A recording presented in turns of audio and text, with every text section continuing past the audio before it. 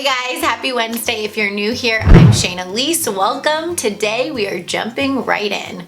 I'm Shaina and I love sharing ways on how to better yourself and how to create a beautiful life. So I just got done reading Start With Why by Simon Sinek, How Great Leaders Inspire Everyone to Take Action. I saw Simon on an interview with Marie Forleo recently. I immediately ordered the book and I loved it. I loved the concept, but I also think a part of that love was because it was the exact information that I needed at that time. But before I get into that, I want to give you guys a very brief overview of what this book is about because I want to get into how it relates to all of you instead of getting too summary driven. The entire book showcases the one factor that separates inspiring leaders and thriving businesses from that of everybody else. And that one factor is getting crystal clear on your why, your purpose, your belief, your cause, the reason why you do what you do. And it is the people and the companies that are working from that place of inspiration that are thriving.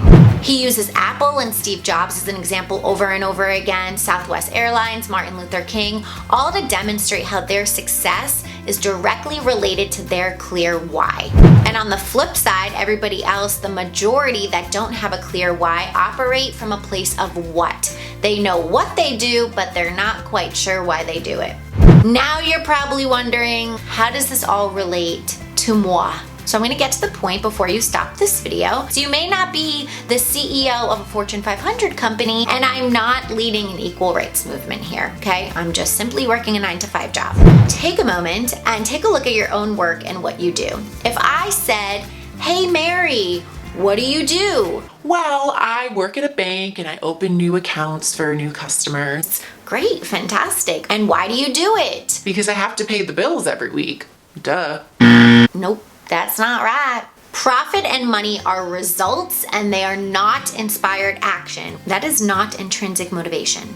Then I say, hey Frank, what do you do? Oh, I work in sanitation in the city. Cool. Why do you do it, Frank? Huh? What? Both Mary and Frank, my examples that I just used, had no problem telling me what they did, as I'm sure you wouldn't have a problem telling me what you did, but can you answer the question why? Why you do what you do? If not, you're lacking a sense of purpose every day that you wake up, which means that you're not inspired by the work that you do, and in turn, you're not inspiring other people. Now, with that being said, you don't need to be researching the cure for cancer to have purpose. If Frank over at sanitation was inspired by the work that he did, his why and his purpose may be, I love keeping the streets clean for our future kids. boom. So in today's video, I really just wanted to emphasize the importance of defining your everyday purpose. And if you're struggling to do so, it may be a sign that you don't share the same values and beliefs as the environment that you work in.